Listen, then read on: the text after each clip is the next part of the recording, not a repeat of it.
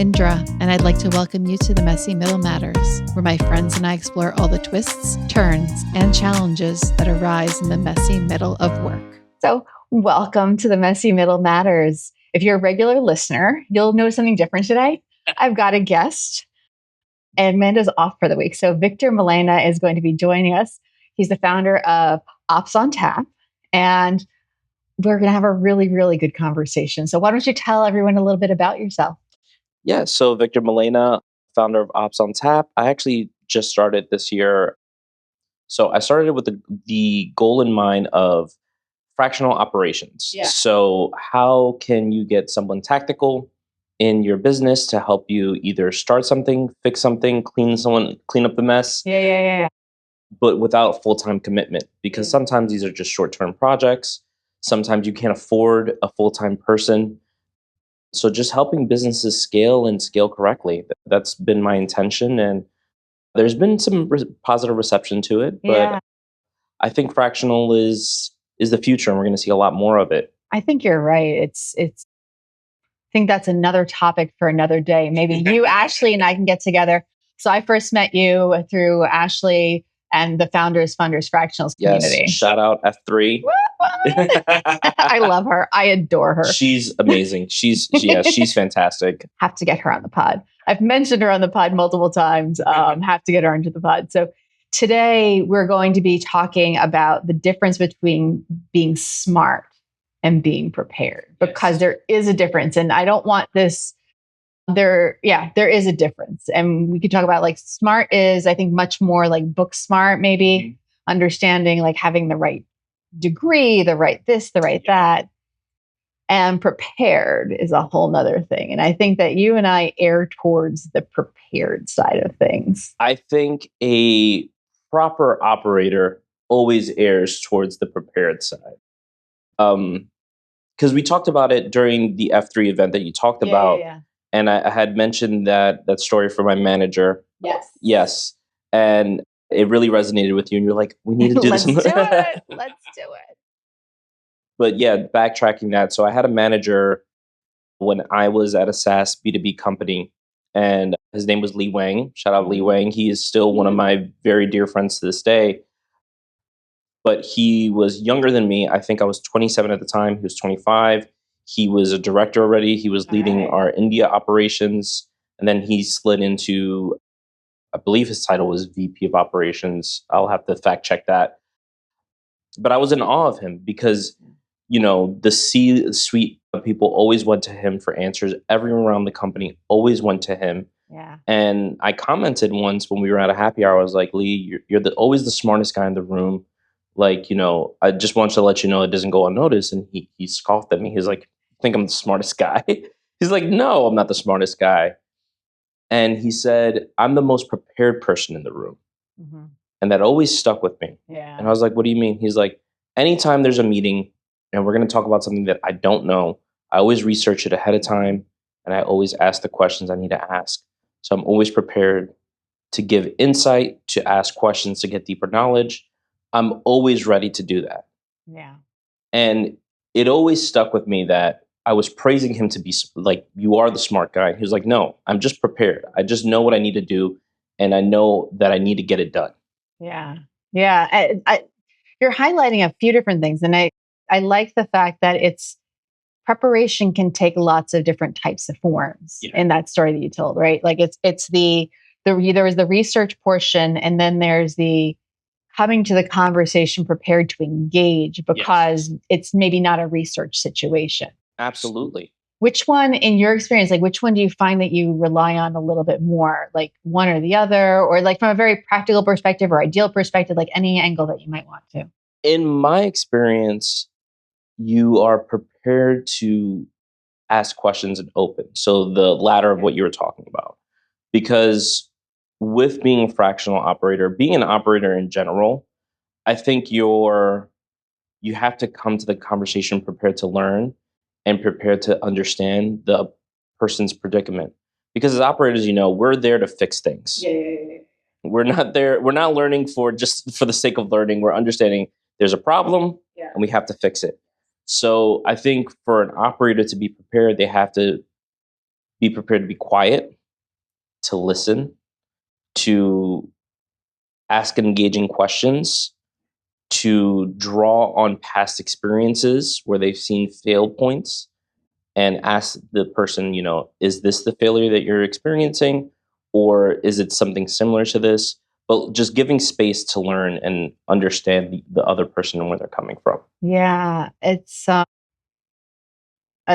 framework that often comes up on the podcast, or like a framing, I guess, not a framework, a framing is just like always having a sense of curiosity. Yes, absolutely. Right. Yeah. And I think that when you're the smartest person in the room, going back to that, is you don't allow curiosity to breathe. You're not allowing curiosity to take precedent in these conversations, in these meetings, because you are trying to spout off what you've known, that you've seen this before. And I do this sometimes too, because if I'm trying to win over a client, I'm trying to exude confidence by saying like, hey, I've done this before, blah, blah, blah. Yeah. And you're killing the curiosity, and you're not allowing the other person to kind of lead the conversation where you need it to go. Yeah. And so, leaders, whether their smarts are from academia or their smarts are from, leading organizations, and they've moved their way up that ladder to a senior role, they often are comfortable in the spotlight. Not all of those leaders know how to create that space for air to breathe and new ideas to come in. Do you have any, what are your tips and tricks or approaches for creating that space when there is that leader that's just dominating that room, and which sometimes is really useful? Like if you're in like you understand, like they might be on an earnings call, right? That's not a space to invite curiosity. You want to be really clear and have a certain presence. But if you're in a town hall, maybe where you're, navigating change, that may not be the best. How do you help to create that space with that leader? I think you did a really great kind of contextualizing it, because context does matter. So if you're a leader on an earnings call or during a fire drill, that kind of stern or calm voice that's directing things, absolutely. Now's not the time for curiosity. Now's not the time to venture down these rabbit holes that are going to lead you nowhere. You need results and solutions. So, but if you're a leader and you want to allow, curiosity and preparedness to breathe in the room, bring in a junior person. Oh, okay. Allow perspective to enter the room. I think oftentimes, and we've been in them where we're coming up and they're like, oh, you don't need to be on this call, or, you need to focus on something else. No, allow the person to be in the room and grow. Yeah. Ask questions that you wouldn't even think to ask, because it's allowing diversity of thought in the room. So I think it's incredibly important that you allow people to come in with you. And if, let's say, you can't do that. Yeah. Another thing you can do is just ask the simple questions. You're talking about ACV, you're talking about customer acquisition costs and stuff like that, and all these acronyms are flying across the room. Ask the simple question. How's that being calculated? How are you doing that? Where are you getting the data from? Yeah. Oh, that's a really good one. Yeah. Yeah. But the thing is that I think we're scared to be the dumb one in the room. We're scared to look stupid in front of our peers. Yeah. That oftentimes you let the details get away.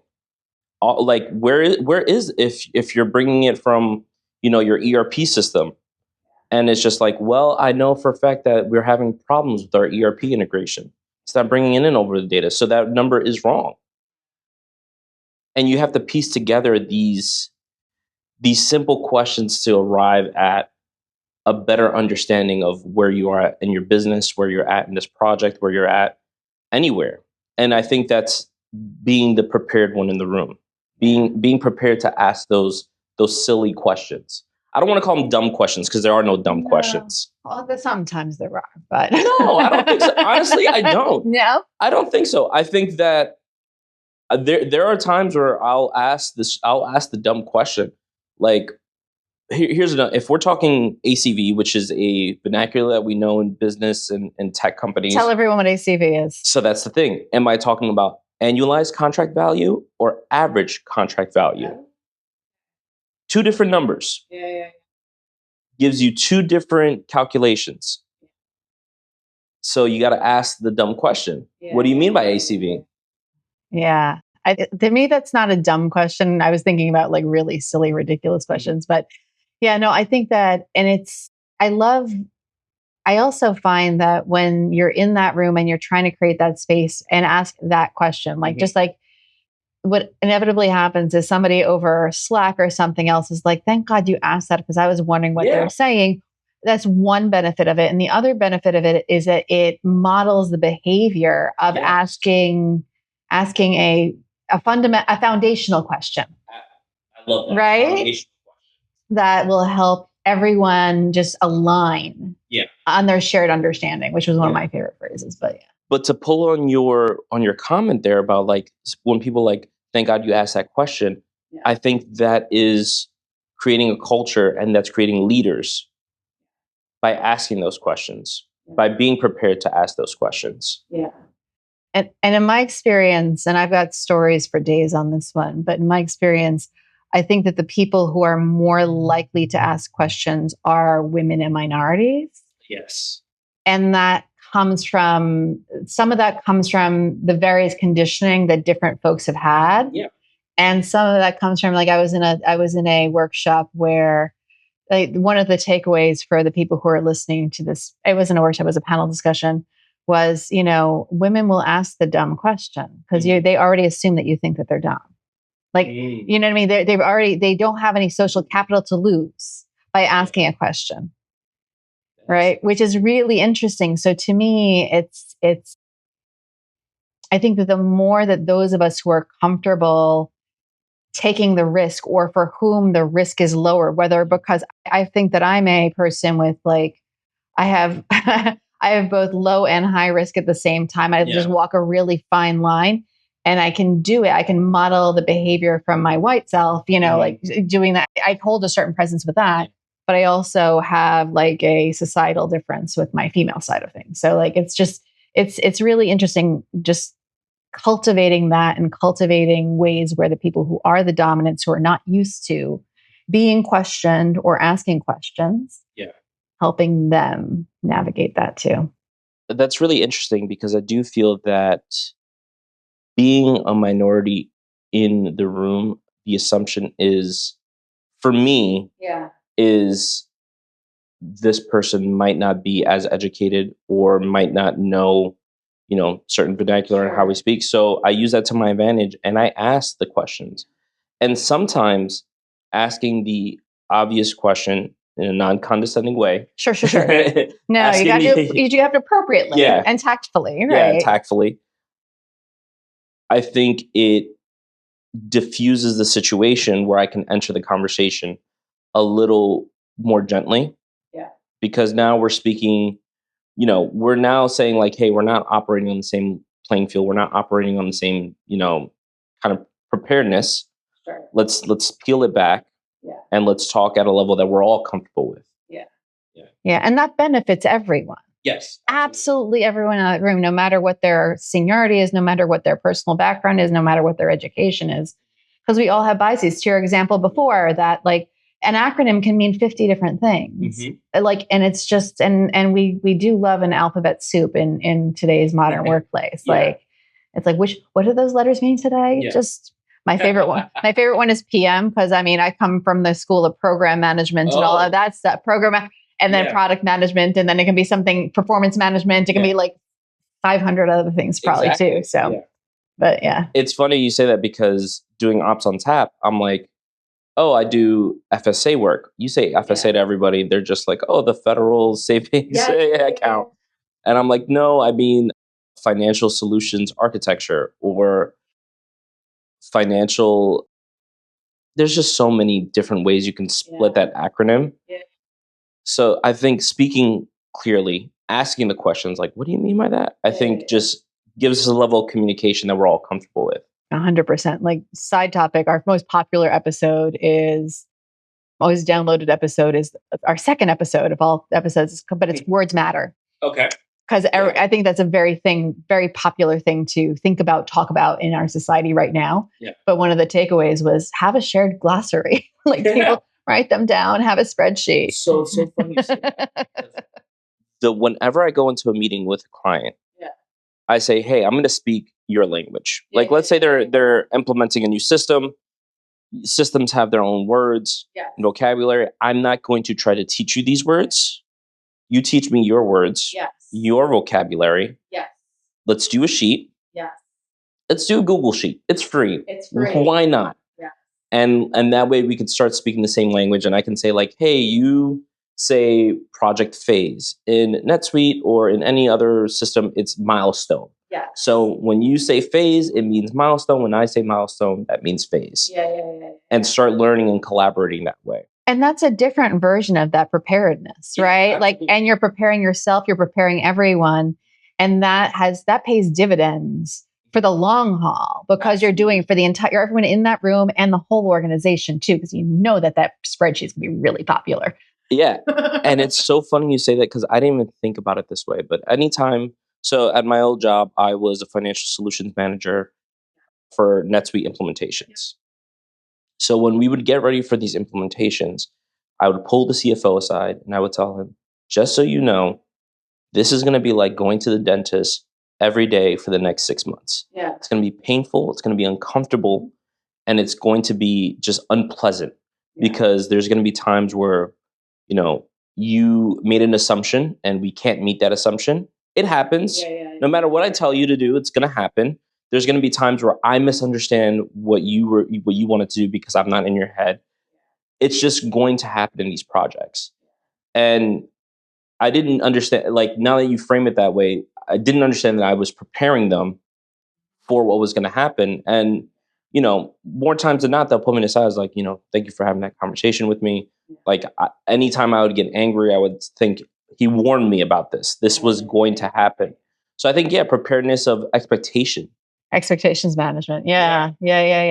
That's I hadn't clocked that until now. Yeah. It's such a, I think so much of what we do in the type of work that you and I do is laying groundwork, groundwork and just seeing when that'll be ready, and sometimes people will say, something that I've gotten before is I'm over preparing. I'm I would rather over prepare and not use half of my stuff than not be sitting there on my heels up every night until 2:00 in the morning trying to catch up because I didn't do that one thing. Everyone, so that's, and people who aren't in our roles just always stare at me why would you waste that kind of energy? But for me, it's never really been a waste. I don't know how about, I don't know if you have a similar experience, not so, because it's when am I over investing, right? Yeah.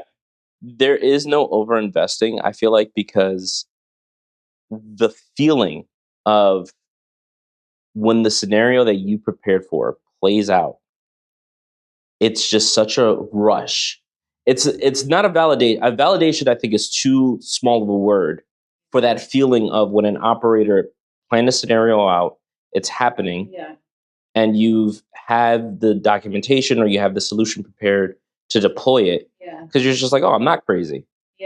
This is this is what exactly what I thought was going to happen. Yeah, and it's not an ego trip. You're not oh my gosh, look at me. It's just I paved the way. Yes. And look at them, they get to thrive. The situation gets to thrive. The project gets to thrive. Whatever business gets to thrive. Whatever it is. Absolutely. Yeah. It is. I feel I think good operators have a pathological need to be validated in their doomsday planning. That hits hard. Yeah. It's the truth because we spend our time thinking about how things can go wrong. I honestly don't care how things can go right because that just means that I'm out of a job. Well, the good news, when you work with humans and technology, I'm sure something will always go wrong. Yeah, absolutely. I was working with a friend of mine, just recommended a project.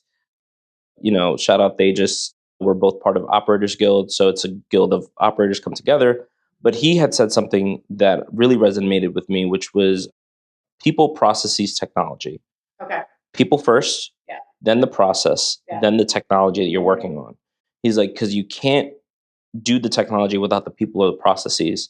The process doesn't matter without the technology or the people. And people will always matter above those two other things. So he was like, people, process, technology in that order. And my business name is People Process Things. There you go. For the same reasons. For me, like things is much broader for me, but it's like, it's the same thing. And I think that there's enough frameworks that validate that, because it is with people like years ago, I never sat for my PMI certification. Mm-hmm. I never became a pump. But I remember from that, like, stakeholder management, when they taught us a stakeholder, the definition of a stakeholder is like anyone who can impact your project for better or worse. I'm like, because people are first, and we work with people, and you want to make those people thrive. So, like, for different reasons, that people has to come first. Absolutely. And what's interesting about that in those projects is when they talk about stakeholders, and you said the definition perfectly, anyone who can be impacted by the project that you're having. The lack of preparation sometimes is talking about the intern or the person that is junior, that is like, you're not, they'll figure it out. No, they're stakeholders as well. And you have to be prepared to answer their questions, train them on these things, because 3 people sat in a room and it was like, we're going to revamp this whole project because we're impacted slightly by this.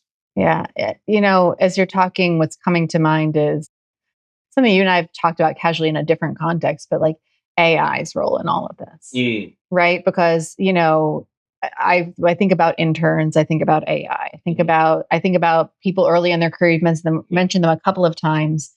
They need leadership. They don't like software will only get them so far, right? They need role models. They need people to mentor them, et cetera, et cetera. And then there's also, that's one angle of the AI. The other angle of the AI is, since we're talking about like this curiosity and preparedness, like how does AI play into this for you? Like when you're thinking about the preparedness piece of it, good or bad, because I feel both ways about AI. AI is great for day-to-day stuff at a very kind of small, intimate, like small, and I say intimate because it's one-on-one. It shouldn't be organized way where it's just like someone is saying something that you don't fully understand. If you don't have the confidence to ask the question, that's fine. You can ask your ChatGPT, your Claude, your Gemini, hey, what is meant by this? Now, it has come out that AI hallucinates, that AI is not dependable. So don't take it at face value. And it should, don't want to say sparingly, but it should be used in instances where you're not making impactful decisions, and it still needs the human element. But yeah, I think there is use for AI for, drafting an email, for looking over your work, for understanding clarity in your documentation that you've been working on. I think that is incredibly helpful. Yeah. I use it. You use it. I use it all the time, every day. Yeah. Running a business, I don't have a marketing person. So please create this LinkedIn post for me, or apply to jobs, or doing things like that. It's very useful. Should AI be defining your strategy? Should it be replacing your junior person that is helping you put together some data models? No. Yeah. It's not reliable. Humans also, I haven't seen AI use the human aspect of catching anomalies in data or asking the dumb questions, because AI, right. It can't read a room. It can't read a room. Yeah. Well, you said something earlier while we were preparing this, is that AIs are sycophants. They're sycophants. Yeah. So it loves telling me how wonderful I am and how smart I am. Exactly. Like, thank you. Exactly. And, a junior person might slip, hey, this is dumb. Like, why are we doing this? And or not even say that it's dumb. It's just like, hey, can you explain why we do this process? I don't get it. And in explaining the process, you'd be like, yeah, why do we do this? Yeah. Like I heard something, a good way that I heard AI described, and this was in the context of like Google search versus using something like a GPT, right? AI is an echo of the data that existed when it came into the AI's large language model. Yeah. Right. So I'm like, I always think of it like that echo kind of thing. Like it's just like it may or may not be accurate. It may have bounced across a couple of different things, but yeah. To also go down a rabbit hole. Yeah, please. I don't mind a side rabbit hole. Yeah. Side quest. So I went to this AI and go-to-market strategy kind of thing. I know nothing about go-to-market strategy. It has become the buzzword. I feel like a lot of businesses are hiring for, they're looking for, is like, what is your GTM, especially startups. Like, so I was like, oh, let me learn more about this. And they were talking about AI's role in it. And I asked the dumb question. I was just like, what is the biggest roadblock for AI deployment? And they're just like, oh, adoption, oh, this or that. And my follow-up question was like, isn't it the data? Isn't it like, if you have bad data, what is the point of layering AI on top of that? If you don't have required fields, if you don't have great processes in place already that are like descriptions or anything like you're going to have garbage in and garbage out. So for me, I think AI is, the jury's still out on like actual small business adoption, talking about like small and medium-sized businesses, startups and stuff like that. Larger businesses, I feel like maybe because I don't know if anyone ever fully tackled the big data problem. Yeah. Right. And those lakes of data, which data do you actually trust inside? Like what's the master data for this data point? Because it lives in 50 databases across an enterprise. So like, what's the source of truth? What's the single source of truth? Yeah. Which were created by humans. Right. And humans are messy. Yeah. No matter what we try and tell ourselves. So the story that started this conversation and the idea of coming onto the pod was early in your career. How has that shaped who you are, what your career path has been? How has that informed that? Or has it not? Did it just reinforce something that was already there? No, I think early in my career path, I was going down an accounting and finance kind of trajectory. So, and I'll even give a little more context to that. I actually was in college for a couple of years. College just wasn't for me. Dropped out 2010 to 2015. Every odd job you can think of, I was doing. Retail, overnight doorman, canvassing, catering captain. I did it all. And when I landed at this B2B SaaS startup, I didn't know what B2B was or SaaS. I was just an office manager. Just was the guy stacking the shelves, making sure everyone in the office had what they need. And the CFO took notice of me. He was like, hey, you should join the finance team. I was like, sure. 3 months later, the CFO, this controller, and the senior finance associate all quit. College dropout, head of this SaaS B2B, multi-million in ARR, and kind of managing it. So there I was developing kind of like a bookkeeper trajectory and learning finance, learning accounting. I went back to school to try to get an accounting degree. We were talking about getting a CPA. I was like, oh, I'll go back to school and CPA. When my old manager, Lee, stepped in and started kind of mentoring me, and he said that, it was just kind of like, how are you the most prepared person in your room? It's honestly in operations and data. And what is the correlation between the two? If I'm talking about accounting is just the management of numbers. You're not there when the numbers are created. You're not there for sales. You're not there for sales ops. You're not there in the room discussing vendor contracts and which are the vendor partners for you, right for you, and how are they best for the businesses. You're not there. One of the projects that I did was moving from our servers to AWS. So what is the cost benefit analysis around that? Accounting doesn't really get you prepared for that. Yeah. So hadn't thought of it that way. Yeah. So to say that conversation greatly informed my career path. And how are you the most prepared person in the room? How are you most prepared for handling business in changing environments? You're the person that's in the middle. You're the person not only managing the finances and the accounting, but you're also managing deal structure. You're helping the leaders understand where we are in a cash position. You're understanding that FP&A is not always reliable, and you have to go to sales and talk to different leaders and understand what their take is on the business. And then ask the dumb questions to all of them. Hey, sales manager, you're saying that we're going to get $3 million in the next quarter. You really believe that? Yeah. Do you really believe that? It's more like 2.6. Okay. Okay. That's fine. Number. Yeah. That's a better number. Yeah. Client management, we say that we're going to have a 90% renewal rate. What's really going on? Man, these two customers, so it's going to be like 85. Talking to people and understanding that, and then putting that all together and being in the room, just like, hey, this is kind of actually where everyone's the temperature check is really going to be. This is where we understand. And I think that's to the podcast, the messy middle. Yeah. No, it's like what's coming to mind, and we're generalists. Yeah. We're generalists, and it's like that. I'm just thinking about that squiggly path that you had post college, Mm-hmm. like before you landed where you landed, right? Yeah. Like trying a whole bunch of different things, like and feel. I think that thought about preparedness and landed on fertile soil. Yeah. Because you already were that type of person who was trying lots of different stuff and willing to do a hustle and all that kind of stuff. Yeah. So it's a different approach, and willing to have those conversations with people and push them just a little bit. Yeah. Be like, hey, you don't want to make them uncomfortable, but you want to get them to be honest. Absolutely. Right? Yeah.